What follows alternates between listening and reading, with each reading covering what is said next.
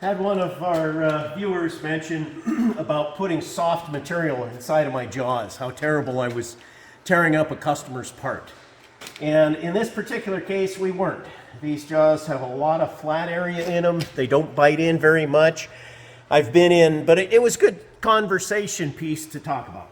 Now, I've been in shops where jaws there are extremely bitey. And sometimes you have stuff that's really soft, so for your jaws you use soft jaws. Shims, aluminum shims. This is another set of hard jaws here, similar.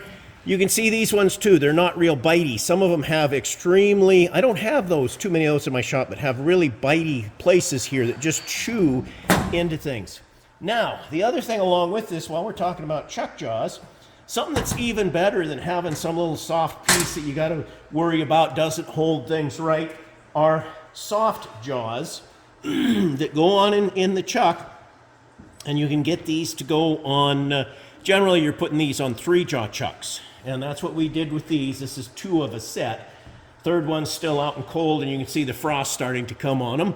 And what those are about is so you can make something that's very round. As you see, we welded this on, and we have these here, so these fit some bearings that we used to make on this outside part. The inside was temporarily for some other job. The outside we're using for some bronze bearings.